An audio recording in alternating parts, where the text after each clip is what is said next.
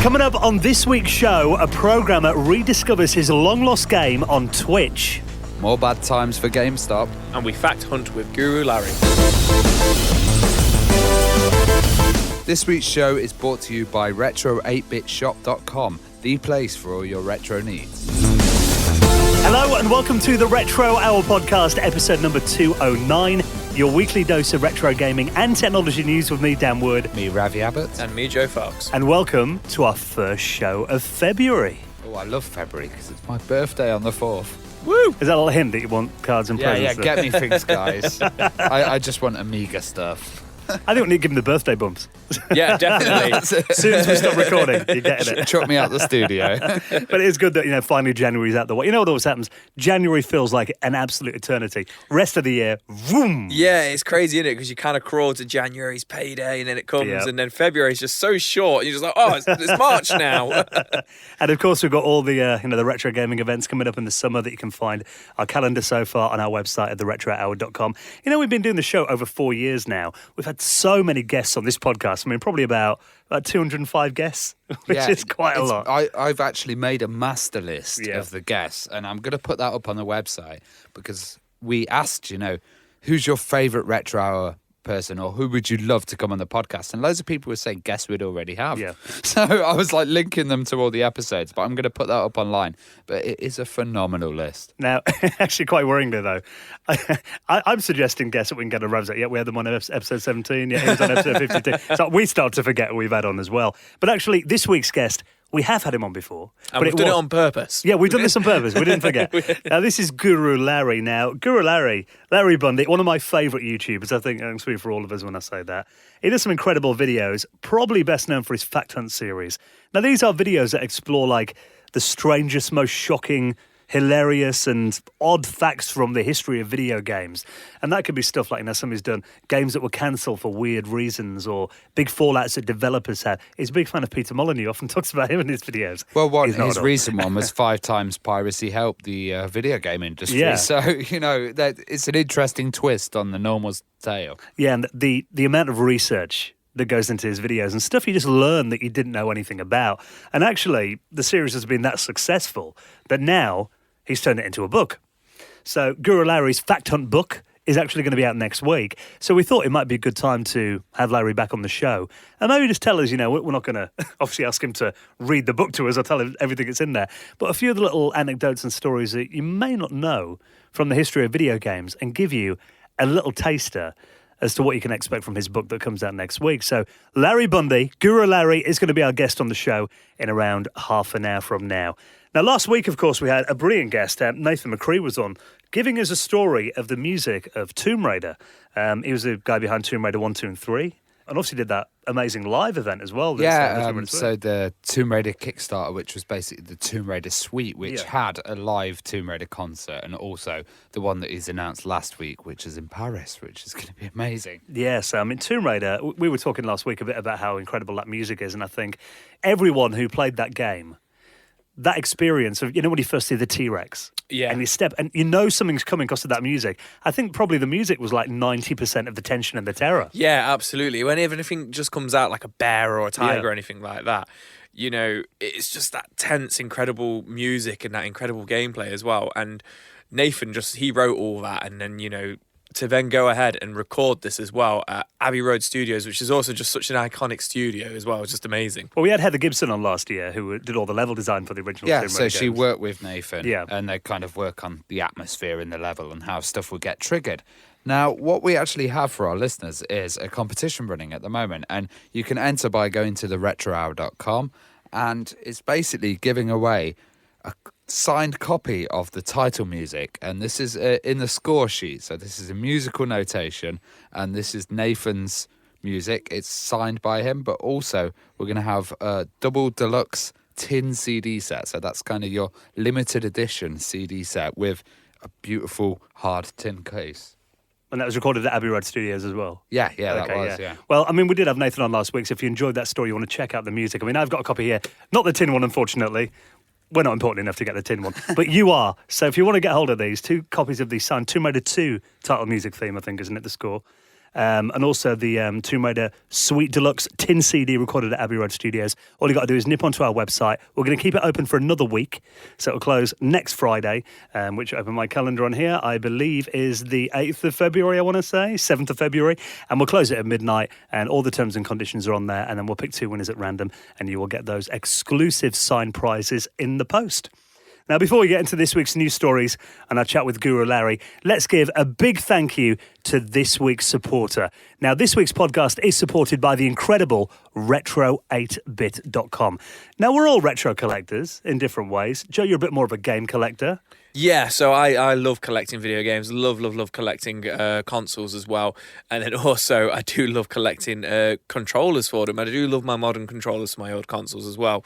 So this is an absolutely fantastic website with a huge library of games you can buy.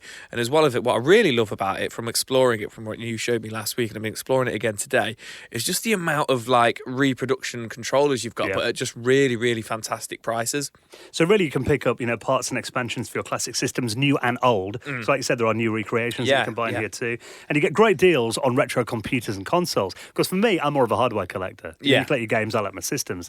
And you can pick up retro games at bargain prices. Now, the good thing about this website is when you buy off eBay or places like that, or Gumtree or Facebook Marketplace, you don't know who you're buying from. The thing about retro8bitshop.com is they only work with trusted vendors. And they have both set prices and auctions as well. So if, like us, everyone in the retro community complains about eBay prices and, price driving and all that kind of thing. If you're fed up of high eBay prices and fees and you want affordable retro games and hardware for a huge range of classic systems, you look on there, there's little boxes down the side. You can pick which console or which system you want to buy stuff for. Visit them today, retro8bitshop.com. And, of course, you'll be hugely supporting the Retro Hour podcast by doing that. Okay, some good stories to talk about this week. I thought this was awesome. Did you ever, try making video games when you were a kid, Ravi? Yeah, I did. I made a I made a role-play game about being a tramp. And, it was called Canby Boggle, and I made it in this point and click thing, and you just go around collecting free stuff and kind of trying to get food and stuff. About being a tramp. I'm so glad I asked you that question there. Yeah, it was good. Well, have you still got a copy of that game? I probably have on floppy disk. Yeah, I basically ripped all my old hard drives out, so I've got a big stack of them. I've got to get an adapter and look at it. But one day I shall release Canby Boggle, the weird tramp game. Well, for now, we'll have to make do with another obscure game. Now, have you heard of a guy called Rick Brewster? No. Now, he did Paint.net. Okay, wow, yeah. That's a replacement for Microsoft Paint. Yeah, it's like a free implementation, isn't it? Well, it turns out back in 1994, he was 12 years old then, he made a game called The Golden Flute 4, The Flute of Immortality. Now, this was a DOS-based role-playing game that was inspired by a text adventure from a 1984 programming book that kind of taught you how to write adventure games. It's kind of based on that code. He made his own kind of thing. And it was written on a Tandy 1000 TL2 PC clone computer. Now, apparently this game played a bit like a traditional role-playing game, according to this article on Kotaku that I'll link to in our show notes. And apparently, after he made this game, he made one copy on a 3.5-inch floppy disk, 720k disc, and he packaged it up and mailed it in the post to his cousin on the East Coast. And then he hadn't got a copy of it anymore, he lost it. Yeah. So that was in 1994. You'd assume that game's gone forever. Well, it turns out there's a guy who does obscure games on Twitch, a guy called McCaw. He's actually quite good at finding really weird games on old compilations and public domain collections and, old FTP servers and all that. Yeah. And amazingly, he was playing this game on his Twitch stream at the back end of last year. That is crazy. How on earth has he found that? Well, yeah, you'd think this guy assumed that there was one copy in the world. How on earth did it get there? Well, actually, Kotaku did a little update on this as well. And apparently, Brewster replied to them a little bit more information about what he found out after talking to McCaw. It turns out that his cousin, when he sent him that disc back in the day, actually must have sent it into a public domain library or uploaded it to a bulletin board. Or even they're saying FidoNet as well. Yeah. So he must have been some elite, old school network guy. Well, yeah, his cousin must have done this without him even knowing about it back then. And it made it onto a compilation called Cream of the Crop 5. Okay. That was a shareware compilation that was put together in 1994. So luckily, his cousin actually gave it to someone else. So his cousin probably just enjoyed it. Yeah. Either passed it on to somebody else or was just, knew what he was doing and just uploaded it. Yeah. That's insane. Isn't it? Imagine seeing that, though. It's just like a game that you wrote when you were 12 years years old. I can imagine him like second guessing it, like no, wait, like, that can't be it, surely. yeah. Well, it's not the cream of the crop, though, is it? It's random. Written by a 12-year-old who Yeah. couldn't even keep it himself. But I mean, I've got my parents moved house a couple of years ago, and I went up into my attic and I had a load of cassette tapes in there. A lot of them were like old recordings of radio shows, essential mixes back in the day of Radio 1. A few of my old radio shows that I will never listen to, or they will never be uploaded online. But also there was a couple of old Commodore Plus 4 tapes on there. And I do remember, actually, I still haven't loaded them up, and I probably should because I've got a Plus 4. But there is I think it's a 90-minute cassette tape of loads of programs I wrote when I was about 8, 9 years old on there. Yeah, I think I did a few games as well, so I really want to look into that because I do remember doing a text adventure on the BBC. We were talking about the other week, weren't we? Which was based about Tony Blair and Gordon Brown, and you were trapped in Downing Street and they were chasing you around. There was something like that. It can't have been that long ago if it was Gordon Brown. No, because I remember they did a sketch on Brasside, which was really similar, and I was like, my God. Do you remember Shoot 'em Up Construction Kit as well? Shmup. Yeah, but what was that? What was that 3D construction kit? I always remember building stuff in that as well.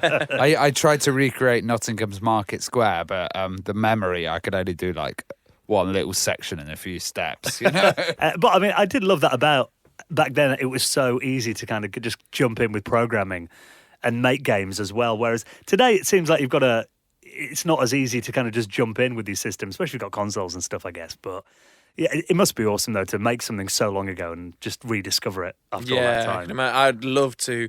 Me and my brother, our thing was videos, always making daft videos when we were kids on the video recorder.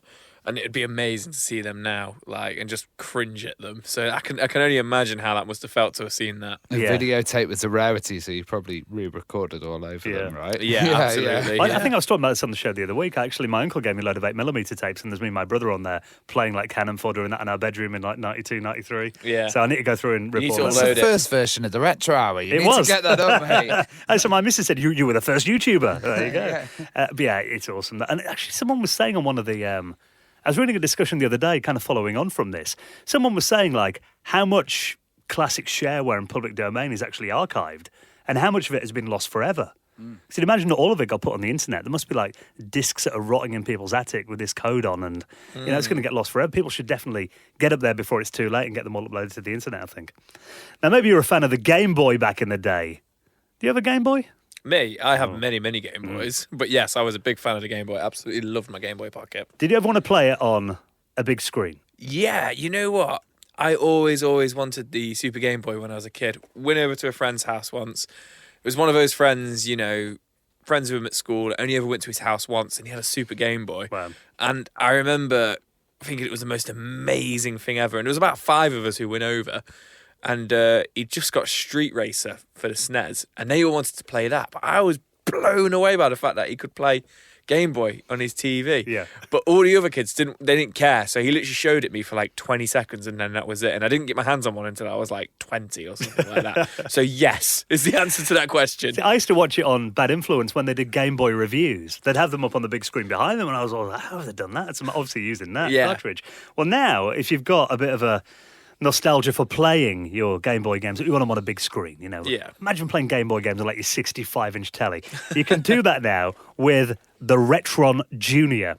Now, this is by Hyperkin. I'm actually quite a big fan of Hyperkin. I got that. Do you remember they did the Xbox original Duke controller? Yeah, was that Hyperkin, was it? Yeah, the recreation they did. Yeah. It's it feels very like the original one, but it's kind of got that LED screen and the circle where the logo used to be. Great quality bit of kit, and actually, I don't use it all the time on my Xbox One, but for a bit of a giggle and a bit of novelty when friends come round about, here's your controller. But the Retron range, it's actually been around for a while, hasn't it? They've had the Retron 5, which is basically a kind of multi-cart machine, so you can play loads of different carts in there. And they also had the Retron HD as well, which was that NES basic clone version. And this seems to be a really cute little tiny cube, actually. It's quite cool. Well, you might look at this and think, that looks a bit familiar. This was actually an April Fool's Day joke. Okay. That they did back in, I think it was 2017. And it actually got that much of a good reaction. They thought, well, why don't we make it for real? So looking at it, it's a very small little box. And I thought it was a reused Ouya. Yeah, it does That look. could have been. I mean, size-wise, it probably is about the same as the Ouya. It's about as wide as an original Game Boy cartridge, but like half a centimetre either side of it. And then it's not much taller than one either by the looks of things. Yeah, I mean, they've got one plugged into the top in these pictures for scale. So that does suggest, I mean, when you look at the pictures originally, you think, maybe it's going to be about, a bit chunkier, maybe the size of like a phone or something, but actually it's probably smaller when you see it in person. And on here, you can run Game Boy Color, and Game Boy Advance titles. And it comes with a controller that's essentially a SNES controller clone. Yeah. And the colour scheme's interesting, though. It's like a wasp. I mean, the one I was looking at was, it's like a golden black. Yeah. And it looks quite smart, actually, I thought. I like the design of it as well. It's got various video outputs, too. Yeah. So it's got HDMI in the back, but then it's also got old school, coaxial, so you can do it with the SCART ones as well, so you can get 3 of them. Your composite. Yeah, that's it. Yeah, that's good though, because you want to play it on a CRT. I'm not sure. I mean, it doesn't output in 1080p. It's a 720p, and obviously it's emulation, hardware emulation. I'm not sure how good Game Boy games will look on your 4K TV, if I'm honest. But I imagine it's got some kind of upscaling built into it if it's got the HDMI out. Well, interestingly, they're saying with the sound, it could be wireless, or you could actually plug it in through the headphones adapter. But they also have the Game Boy Link cable working. So they're talking about Tetris multiplayer. That's cool. Really? Using different ones. But imagine also, I was thinking, LSDJ, which is the DJ software, you may be able to somehow sync those all up and then hook up some kind of mad speaker system. So this could provide, external use or be a nice little portable bit of kit.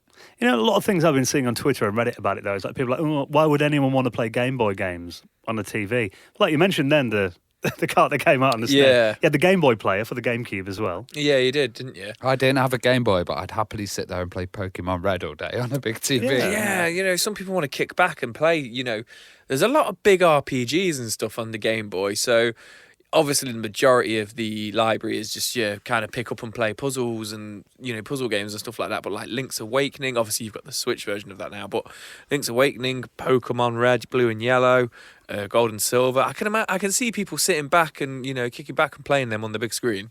Oh, they reckon it's going to be out at some point this year, so I think there is a market for it. A lot of people have been kind of dismissing it, but I think it might surprise us.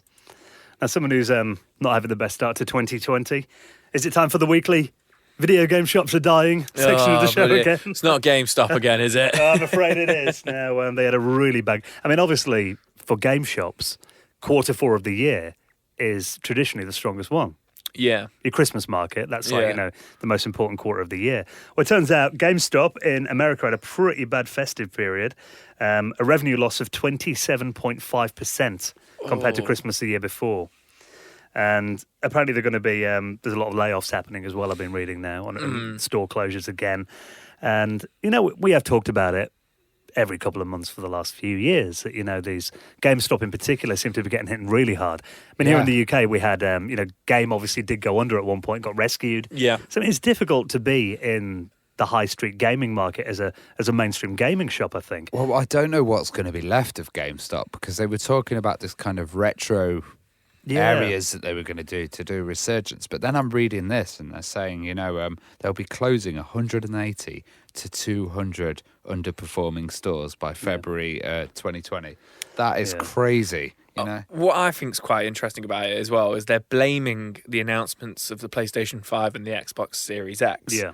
They're saying it's, because those are on the horizon, that's why there's been this rapid, decline. Mm-hmm. But I can sort of see where they're coming from. But at the same time, you got to look at like the back end of the PS3, for example. You have these huge games coming out, like, The Last of Us and stuff like this, like real kind of like system sellers, if you will. Yeah. And I think that's happening at the moment. You've got like Resident Evil 2 that came out last year. You've got Resident Evil 3 coming out again as well.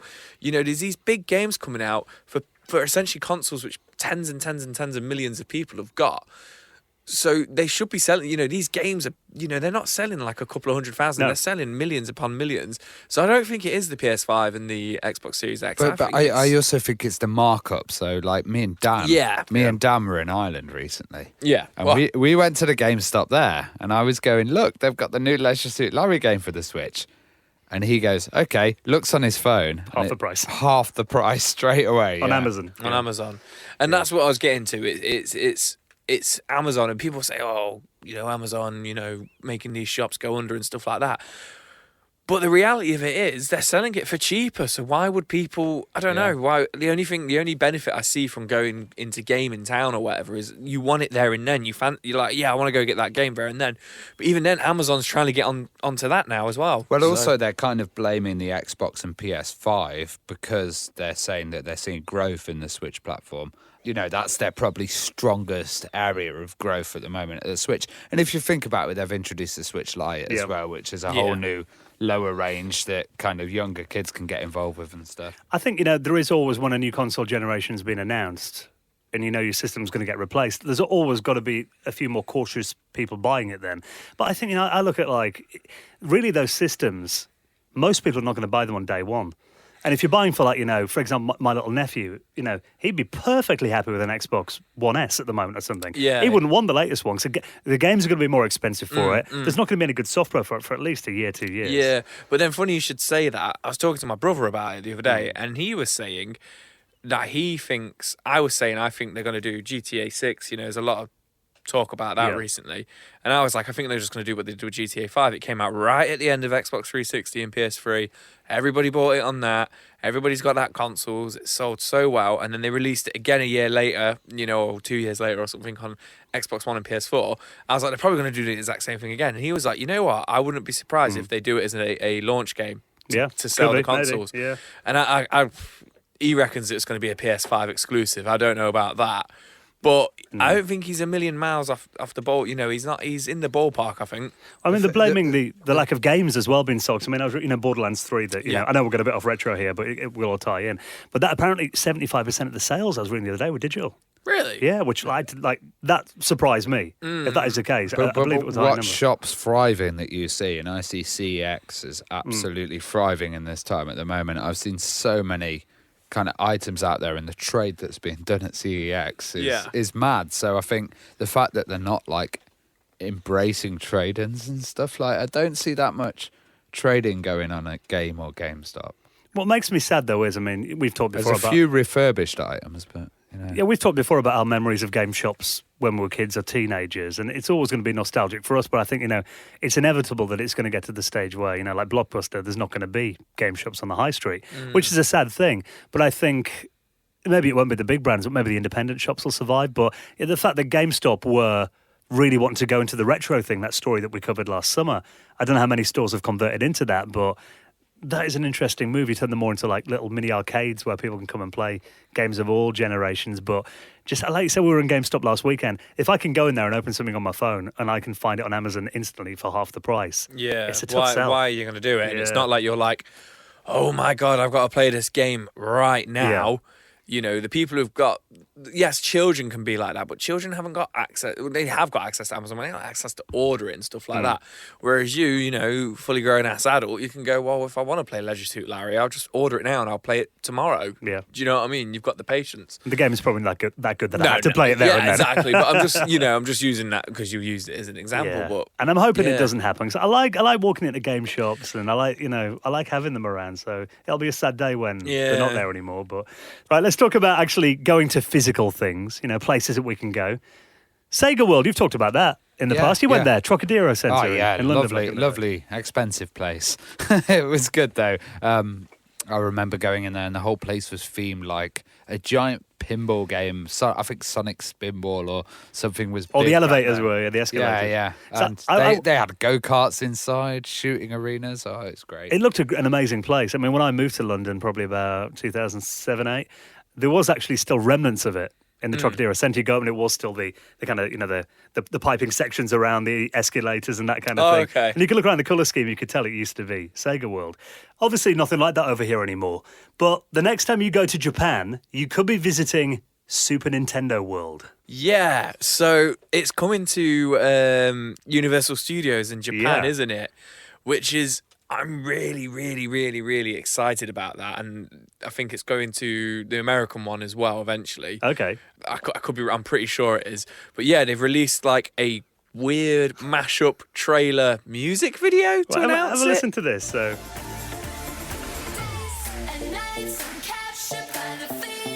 This is Charlie XCX. Right. Sounds like the Love Island version of Mario. Yeah.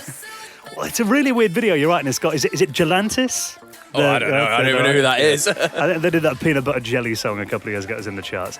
But it's essentially a music video with a load of people looking surprised, and it's kind of a lot of like CGI rendered real life Mario characters, but they're running around the real world. Because, I mean, this is apparently going to launch, they reckon, some point this year, hopefully before the Summer Olympics in Tokyo. They haven't got an official opening date, but they reckon it's going to be summer 2020. So I guess they haven't built any of it yet. So this is I don't know, because the whole, it's been a good couple of years now they've been talking about, Nintendo World and stuff like that. And I'm a massive, massive theme park fan and stuff, and I've just not really delved into it too much because it's all been a bit like, when's it opening? It's a bit secretive, and what's actually kind of like, when the Star Wars world was being built in the Orlando Disney World, and then also in the California one, you saw all these pictures of like bird's eye pictures of it, and people were like, oh, there's the Millennium Falcon being built, and there's the cantina being built and stuff, and it took a good couple of years for it all to be kind of built up and everything. And it's a big job, isn't it? It's a big job, and this is going to be just as big, and I've not seen that. Do you know what I mean? I watch a lot of obviously my first passion is retro games, but then I do watch a lot of videos about roller coasters and stuff because I'm really into them. It's another thing I'm really into, and I've not seen much about this. Maybe it's Nintendo being like hardcore on the press. Maybe it's just Nintendo being Nintendo. No photos. Yeah, but I don't know when it's coming. So you're saying they're saying it could come this year? Summer 2020 is the estimate, and they reckon, like I said, before the Summer Olympics in Tokyo. But they're saying there is a couple of little shots in here, 'cause it's hard to see what's real and what isn't in this video. Yeah, because it's so much CGI. But then there seems to be like a big thing about they're all on their phones on an app.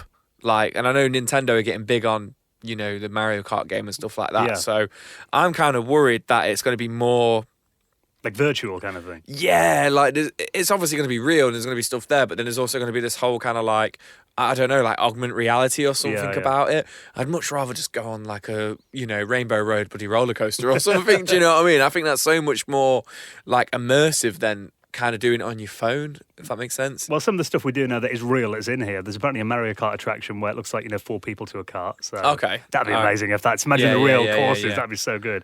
And people are wearing wristbands in it called a power-up band, and they reckon that kind of interacts with different things. Maybe it could be an AR thing, like you said then. But apart from that, we don't really know much more about it. And like I said, it's coming soon. But yeah, this video I don't think really explains a lot more because it just looks like it could be an advert for a game. Yeah, so it does say at the end, play in the real world, summer 2020. So it must be coming this year. But like I say, I'm up on Google right now. I'm looking for images of it, and all I can see is all just this CGI stuff. And then there's like 1 or 2 kind of like press conference pictures where they've just got a screen with a projection on it, and then somebody dressed up as Mario, which is great. Here we go. I've got one picture where they've got, and it does look pretty cool. It looks like Super Mario 3D World, but it's like under construction. So it's I've got no doubt that there's going to be real. It's going to feel like you're in there, but I really don't want it to be on your phone. You're looking down at your phone and like, oh look, it's Mario up there on my phone. Like I want it to be.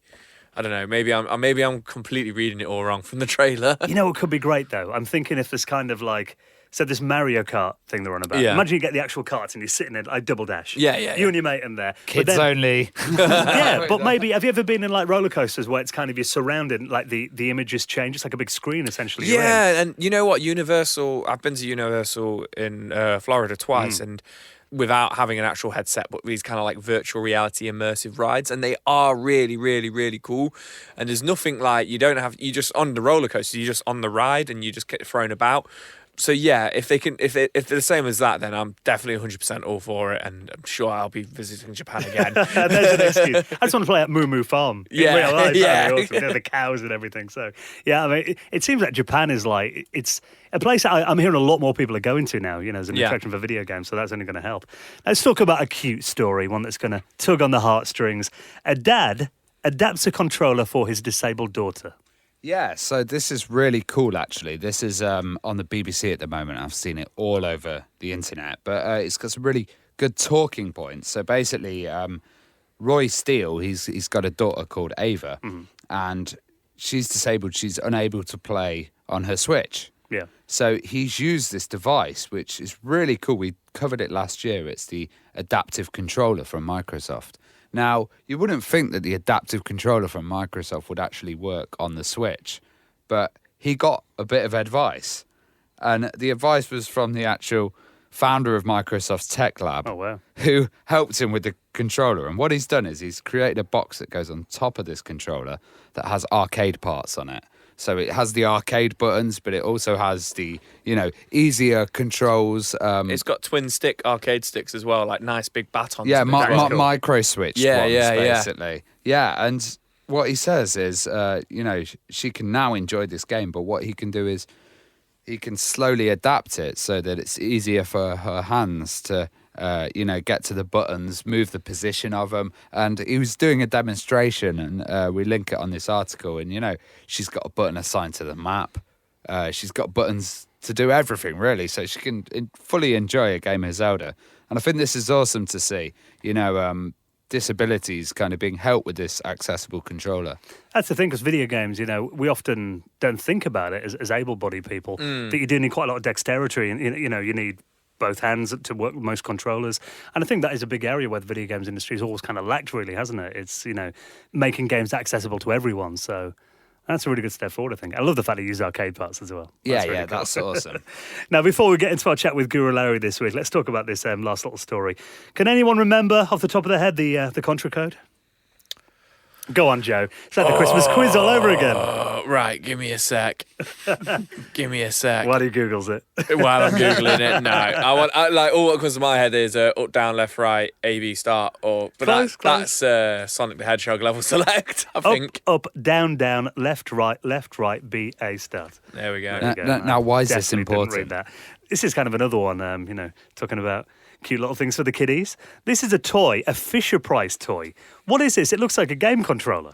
Yeah, so this is it's really cool, actually. Kids just love pressing buttons and playing Noisy with things. stuff. It's a learn and play, game and learn controller. So you can basically just bash the buttons. It's got a couple of levels. You probably need to learn a little sequence with it, and you can win. But interestingly, this kind of Fisher-Price toy can be automatically won with the Easter egg of using the contra code. So if your kid knows the contra code, he's a bad man. Straight away wins. That is insane. I love the fact they put that in there. Now, there's a video here by a guy called Chris Scullion. I'll just play you a couple of seconds of it that he posted on Twitter, actually doing it on this Fisher-Price toy. So here is a new Fisher-Price video game controller thing for the kiddies, which I got for my daughter. It's got the usual things. You can press buttons and it says stuff. And then it says numbers and colours and stuff.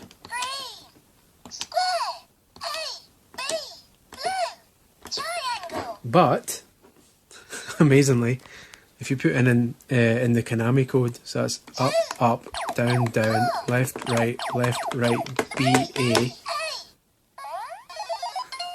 You beat the game.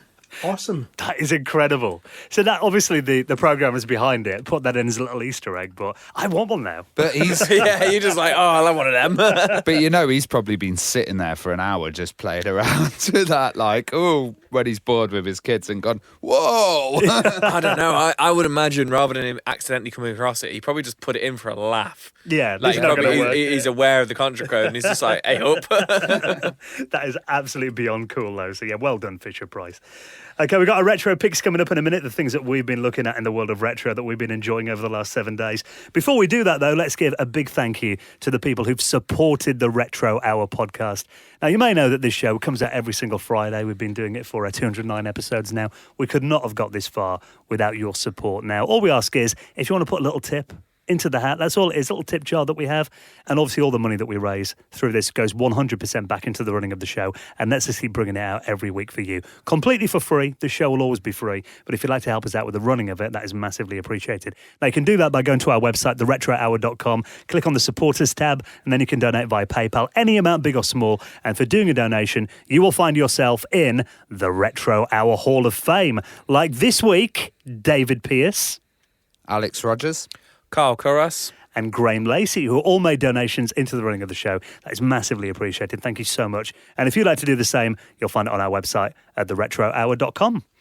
All right, then, before we chat to Guru Larry about obscure video game facts, all about his new book, Fact Hunt, let's talk about our retro picks then. This week, you showed me something really interesting, because I've been messing around with older PowerPC Macs recently, and you found this is an app store for old Macs.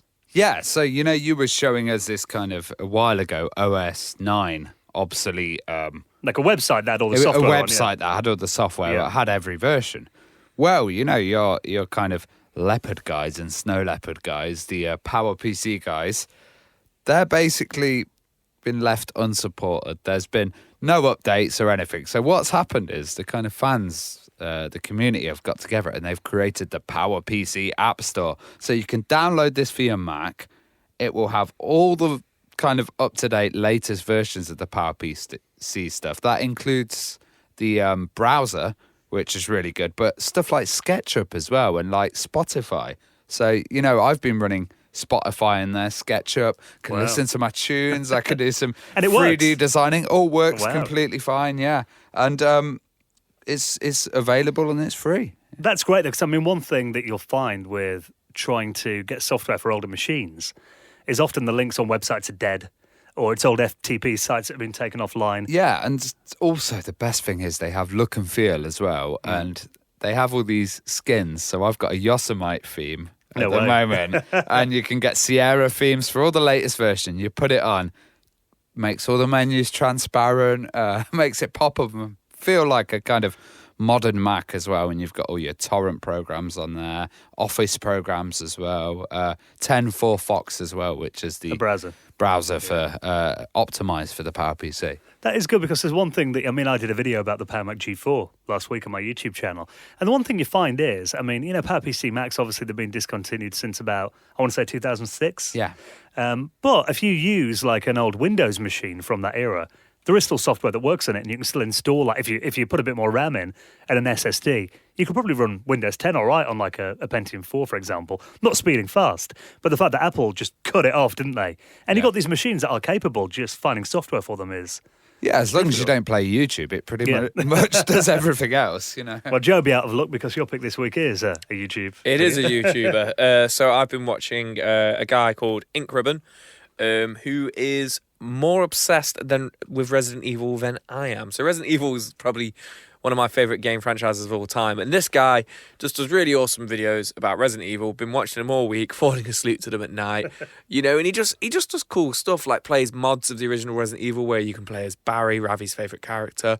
Just like, he plays like and reviews some of the demos, and like Resident Evil 4 has the famous kind of like beta version of it, and then he taught some of the Resident Evil 1.5, which is that kind of lost game, playing the the ROM dumps of them and stuff like that.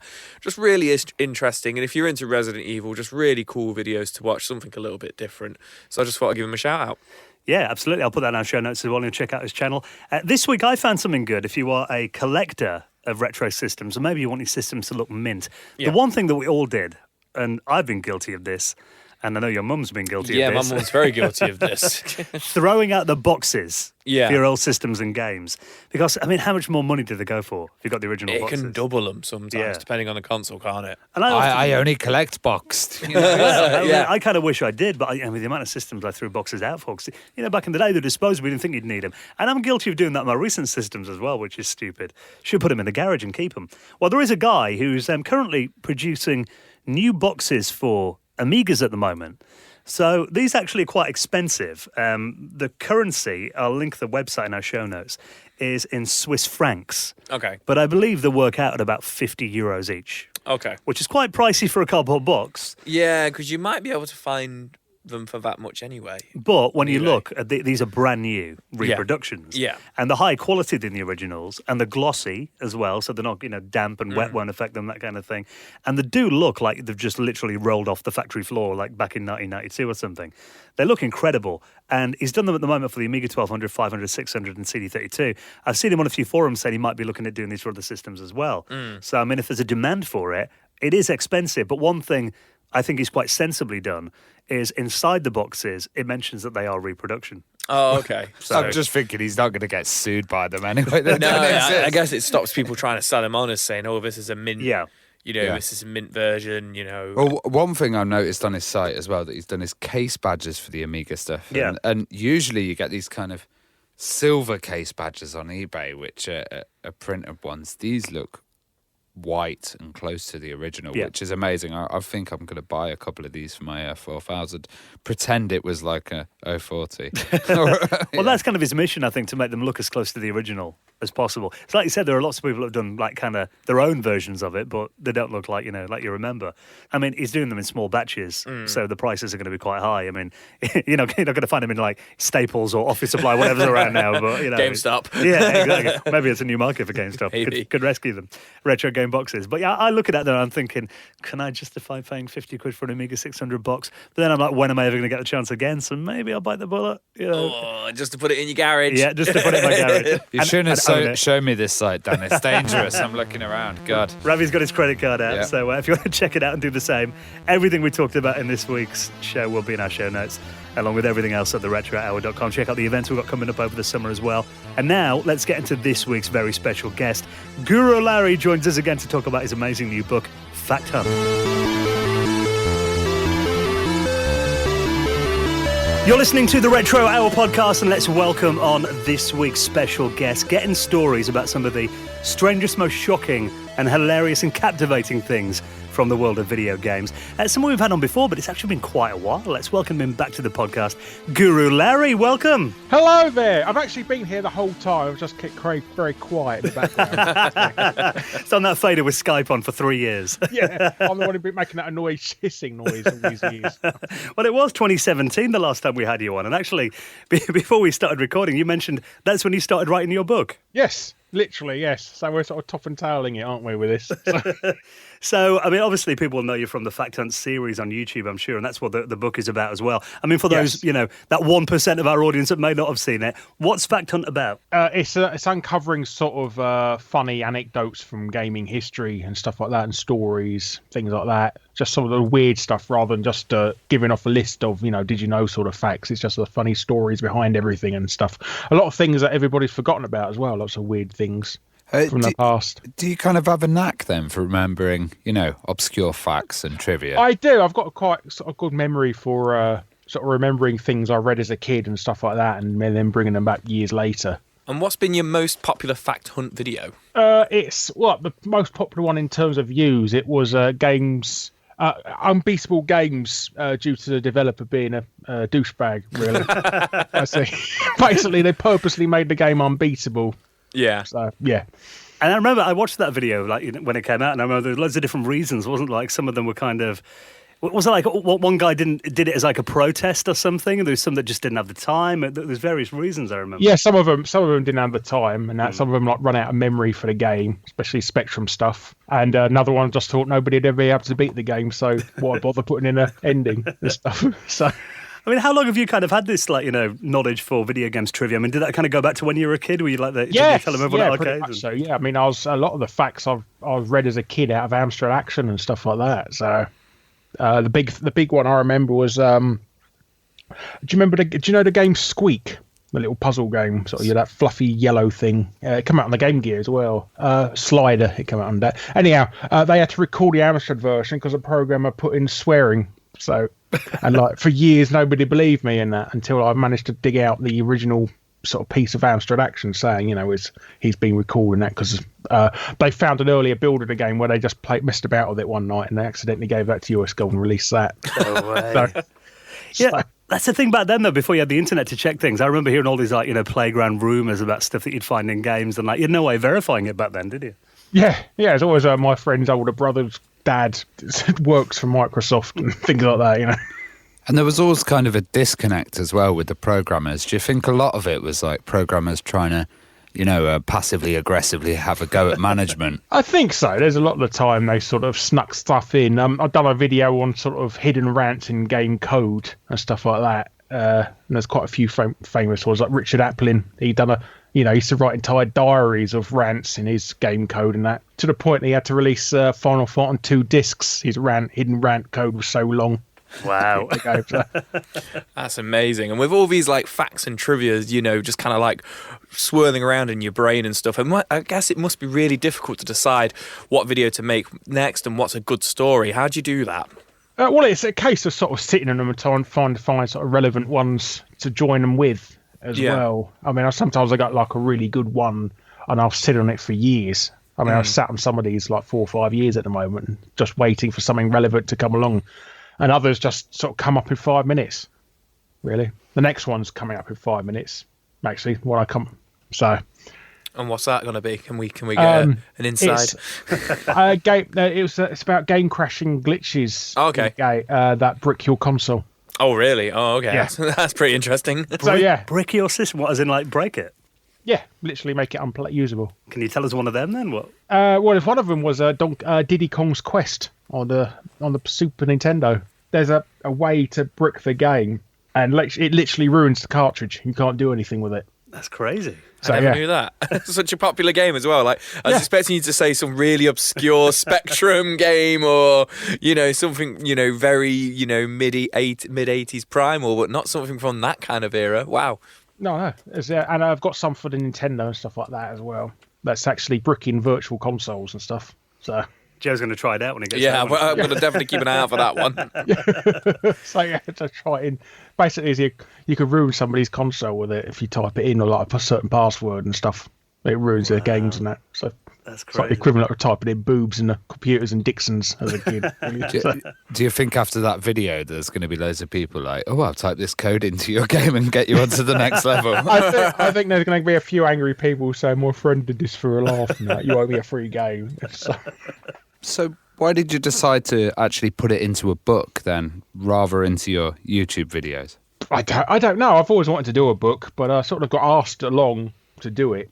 From Unbound contacted me because Ashen's released a book as well, Stuart Ashen, and they asked him if he knew anyone else that want to do a book, and he suggested me. So Unbound wrote to me and asked, do you want to do a book on your series because it's quite popular? And then I reluctantly said yes. But that was a very popular book as well, wasn't it, Ashen's? Yeah. Yes, we done a sequel, didn't it? So. What's the process been like writing for it? It's been all right. It's sort of getting fact-checking as well, and sort of it's taken so long to sort of develop this book that you've had to go back and rewrite things because like history's changed since that's happened as well. And is there any times where like you're kind of going back and double, triple checking that facts? You're just like, that sounds so ridiculous. I just need to kind of quadruple check that before it goes into the book. A couple of times, yeah, especially anything involving death in the book as well. I've had to properly check, sort of dot your T's and cross your I's. And I think that's the thing, when you're doing it on a YouTube video, it must feel like getting it down in print is a bit more permanent. Yeah, very much so, yeah, because that's definitely set it in stone. You can't do a follow-up without costing a hell of a lot of money, really. So. I mean, looking at the book, the first thing that stands out is the cover. I mean, that's really eye-catching. You actually got Steve Pickford. I did, yes. Design. I thought it'd be nice to get the bloke who done the artwork for Plock and that. I thought it'd be quite cool. He's got a piece, a box art cover for Plock that was rejected, and I really liked it. And I said, could you do something along the lines of that? And he said, all right then. And I sort of that's sort of the Fact Hunt logo as well. It's done in a sort of Monty Python type way as well. So it's a bit of sort of this and that, but he sort of hit the nail on the head straight away with it first time, really. And there's nothing I asked him to revise about. He got it perfectly, exactly what I wanted first time. I think when you look at it as well, it just doesn't look like other video games books. No, well, I just didn't want to do somebody who's, you see a lot of the American books and that, all like pretending to be like Nintendo box covers and stuff like that, or just 8-bit sprites everywhere, and I just didn't want to be like that. I just want to be something a bit more fun and sort of attention grabbing. If you put it on the shelf and that, you'll see it a lot more. Do you have any other contributors to the book as well? Yeah, I got a couple of others. Ashen's done it for my book this time because I've written for both of his. I've got people like Did You Know Gaming, Mr. Biffo, Violet Berlin, and a few others, a few other YouTube channels and that. I've asked them to come up with sort of facts, interesting, funny facts and stuff like that. Like the Easter Egg Hunters does a piece for the book, and he's done one on Easter eggs and stuff like that. So a lot of sort of relevant things to them, as it were. Well, you mentioned Violet Berlin then, obviously, Bad Influence legend. She contributes to the book. What's her section about then? She's about video games that she's been involved with, or she's cameoed in. So I remember there's Micro Machines 2. Mm-hmm. She was in. Oh, there was that reality one as well. I can't quite. Normality. Inc. Normality. That was it. Yeah. Yes, you can get it. You can get it for like £2 on Steam now. So yeah, that was a really kind of groundbreaking game as well, wasn't it? In its style.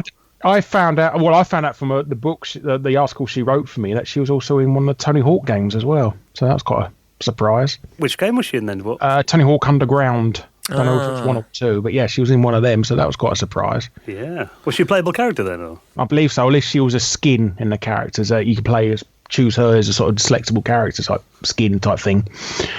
But I'm not sure. I'll have to read my book again. So. Yeah, learn some facts from it. I'll have to steal them for you two. So you also explore one of my favourite topics, which is cancelled sequels in the book. Do any spring to mind that are particularly sad? It's not sad as in respect to the games were actually released in the long run, so they all just sort of reformat into a new sort of genre, a new IP. Like I've got in the book Burnout Paradise 2. That was cancelled and turned into a Need for Speed game, and also the Future Strike as well. That was turned into Future Cop LAPD. Yeah, I was going to say, because that was going to be for like Jungle Strike, Desert Strike, like that kind of. That was a great game though, Future Cop. Yeah, I know why I love it so much. I love Future Cop, and I never knew that. Yeah, it's originally supposed to be called Future Strike. So. And there was Assassin's Creed. That was meant to be another well-loved franchise, wasn't it? Yes, that was Prince of Persia Assassins. It was supposed to be called. No way. Wow. Are there any books that you've kind of taken influence from, or any ones that you've read and really excited you? I wanted my book to be a sort of like a Guinness Book of Records, just sort of a big book that you could sort of flick through easily on the toilet and stuff. Just lots of easy reading, short pieces and stuff like that you can pick up and put down straight away, stuff like that. So yeah, stuff like Ripley's Believe It or Not books and Guinness Book of Records in that respect. I think it's made a new genre there, toilet books. Yeah, well, it is. You bring a toilet. There's always like a couple of books to bring to the toilet, and that, so you can have a quick read for 5 minutes while you do your business. Well, you also cover shocking business blunders in the book as well. Like, tell us a bit about the Atari Jaguar pre-order disaster. What happened there? Well, they decided they got a load of pre-orders for Europe and that, but they decided to allocate all of those pre-ordered consoles to the US because they thought the US is going to be their biggest market and everybody's going to buy one there, and they didn't sell. So they cancelled a load of potential pre-orders for nothing. Wow. Do you often find that's like managers coming in or people who don't really understand the company and just going gun-ho, I think it's people sort of, a combination of people not knowing the industry and good old-fashioned greed, really, I think. Well, I was quite shocked to find out that Mortal Kombat was going to be apparently a system exclusive for the home. Yeah, that is something I've never heard anywhere else before. It was going to, basically they were going to Acclaim or Midway, they offered it to NEC to be a TurboGrafx exclusive originally, and basically they turned around and said that fighting games are a fad and it's not worth the money. So we might not have got that on the Super Nintendo or the Mega Drive. It could have just been on the TurboGrafx. Yeah, exclusive to the TurboGrafx. It would have been a very different game, I think, then, wouldn't it, in history? Well, I don't think people would have much fond memories of it. I probably wouldn't be on Mortal Kombat 11 by now because nobody would have played the thing. I was literally about to say how it would be a different world without Mortal Kombat as well. Yeah. So you also have a section on disastrous video game launches. One that stood out in recent times is Tony Hawk's Pro Skater 5. The full game wasn't even on the disc. Is there any other kind of standout ones? Well, obviously the most famous one of all is probably the Batman Arkham Knight PC launch. That even to this day is completely unplayable and broken. Yeah, and they just gave up in the end. They said, no point patching it. Just offer everyone a refund, cut our losses. So you kind of said you cover a few modern things there. Is there like a time limit on the stuff that you cover, or you're mainly looking back at the past? No, I do like to cover modern stuff, because especially on YouTube, because everybody sort of cares more about modern stuff now. I think the sort of cut-off point for people watching YouTube now seems to be like the PlayStation 1 era now for retro gaming. So I sort of focus. I try and focus on what people will be interested in this moment in time, really, more than anything. A lot of modern stuff is sort of relevant to people. I mean, talking about disastrous video game launches, one that, I remember being really hyped for when I was a kid, and then it was dragged out for a long time, Putty Squad. Have you had him on the show yet? Old, Mark, no, we interviewed him at Play Expo, but I don't think it recorded properly. So Oh, okay.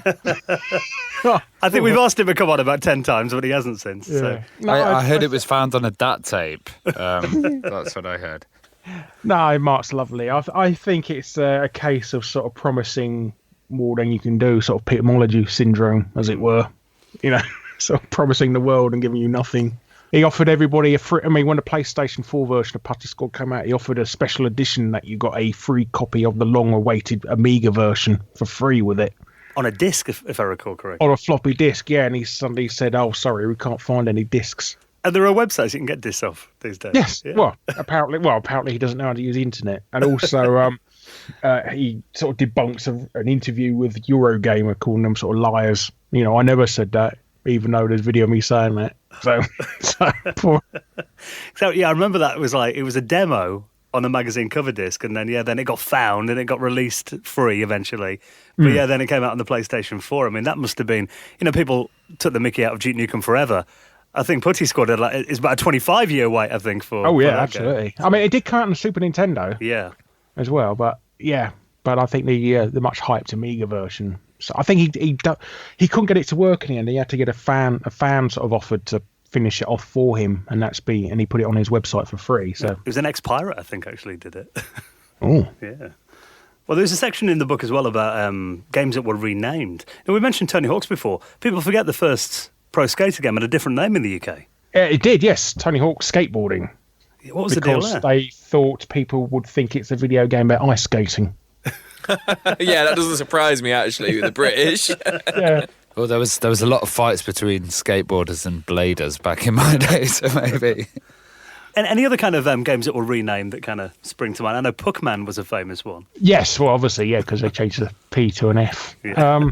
I'm trying to think. Mortal Kombat Deception was renamed in France to Mortal Kombat Mystification, because deception is also the French word for disappointing. Mortal Kombat disappointing. I mean, yeah, pretty. There have been a few Mortal Kombat games. There has been a few. So video game movies, that's another kind of huge topic that I'm into. They're obviously very rarely that good, but you cover announced movies that never came out. So apparently there was going to be a Metroid movie. Can you tell us more about that story? I could do, but I didn't write that section. Oh, okay. No worries. I know a few. I don't know that one in particular. I'll have to have a look up on that one, but I know other ones. Like there was a Spy Hunter game on the PS2, and it starred The Rock. That was going to be made into a movie. There was a Kane and Lynch movie with what's his name from Die Hard, Bruce Willis and Jamie Foxx. I remember that one. Yeah. It's weird how they announced them, then they never come out. Like Heavy Rain was meant to be a movie. Yeah, I remember that as well. I think there's a huge list of rights online, and it's like these ones might come one day.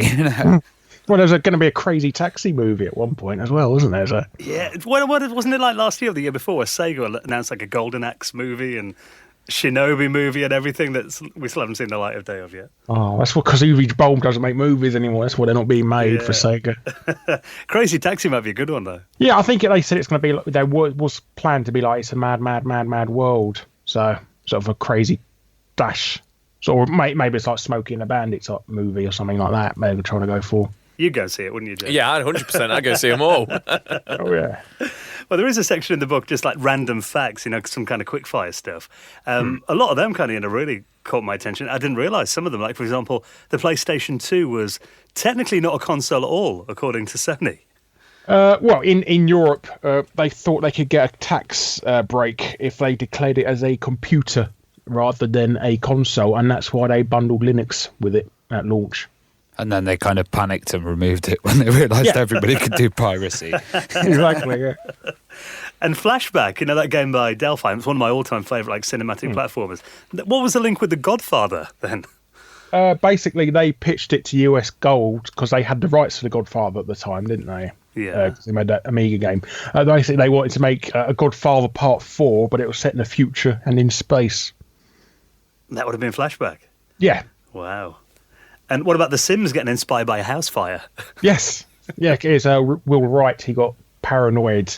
Well, basically, his house burnt down, and he got sort of paranoid about what if he rearranged his furniture in a certain way that the fire would break and burn slower through his house, and that sort of micromanaging every single thing in his house sort of started off the development of The Sims. That, and he enjoys watching people poo, probably. Allegedly. Yeah. Allegedly. Well, we come from Nottingham, where they have a free radical design as well. I was like, come from Nottingham where they enjoy watching people poo. In medieval That times, as well. we did. There's not much to do in Nottingham. In the Trent.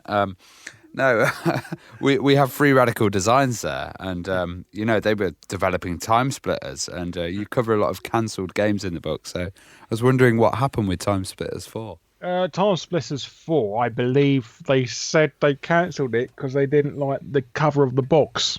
Wow. Basically, So they finished it, and then well, they didn't like because they got that sort of Riddick sort of guy, didn't they? In Time Splitters Future Perfect. And they didn't like him. They didn't want him on the box. And then they thought, well, who else can we put on the box? And oh dear, we haven't got any other characters, so let's cancel the game because we haven't got any characters put on the box. My God, what a reason! Yeah, because we're covering a kind of Time Splitters remake at the moment where they're trying to do that Time Splitters. Oh, I've seen 4. that. It's really good, isn't it? Yeah. Like a fan one, isn't it? Yeah. It looks Time absolutely- Splitters Rewind. Better one. That's the one, yeah. Streets of Rage 4 was meant to be released on the Dreamcast. I've heard, things in the past about how like that kind of became Fighting Force. Do you know a little bit more about that? Yes, so basically Core pitched to Sega. They wanted to make a Streets of Rage 4, and Sega said yes. And halfway through development, they said, oh, by the way, we're making it for the PS1. And sort of Sega freaked out. So, how dare you make a big IP for the competitor? So they cancelled it. Everyone wanted that game for so long, though, didn't they, as well? Yeah. Oh, it's crazy. And that would have been amazing on the Dreamcast. Yes, Sega did sort of start developing their own version because they licensed it and they're going to rename it to Judgment Force, I believe, or something. And but that got cancelled in the end. But it's been leaked online since the game. Well, you also do a section on their pointless peripherals. Yes. So one I actually got as a kid. Remember those awful cheetah character joysticks? You cover them in there as well, don't you? I got the Bart Simpson. Like painful. It's like arthritis in a carpal tunnel in a bloody plastic shell. They were not comfortable. You like Bart Simpson's head, and you had to use it as a joystick and get a fire button on the side. It looked cool, but using it was horrible. I mean, what other ones you kind of talk about in there, like peripherals? There's a sort of a thing that you could put your Atari controllers into, and it's essentially a giant piece of wood, and they wanted 20 quid for it. So yeah, basically, to put your controller on a piece of wood, they wanted £20 for it. That's great. So there's loads of funny things like that. There's the Terminator controller, which is shaped like a grenade as well, which is incredibly painful to use, I've heard. Yeah, I don't think ergonomics came into a lot of these, did they? Oh, no, it's definitely a style over substance. Well, Larry, this sounds like there's loads of interesting stuff in this book. I mean, tell us when we can get hold of it then and how. It is coming out February the 6th, and it's available on Amazon and all good bookshops, and a couple of crap ones as well. That'll be next week as the time of the show comes out, so we'll obviously put links in our show notes as well. Oh, thank you. And what's going to be coming up on your YouTube channel then? Well, I go by case on what episode video I'm going to do next. Sort of, I've got various numbers of scripts in the various stages and stuff like that. But like I said, hopefully by the time this video comes out, I have done one on retro games that had to be recensored when released on modern consoles. Well, I bet sometimes when you go to shows, you hear people saying supposed facts about games, and now you can get the book out and go, here's the real reference. It's written down. Look. Yes, it's true. Well, Larry, it's always a pleasure to catch up with you. Thank you very much for having me as well. Yeah, no worries, but we'll speak to you again soon. Excellent. Goodbye. I'll see you again in 4 years. Enjoying the show? Why not check out some other great retro gaming podcasts like Retro Asylum, RGDS, Maximum Power Up, Arcade Attack, Arcade Perfect, and the 10 Pence Arcade.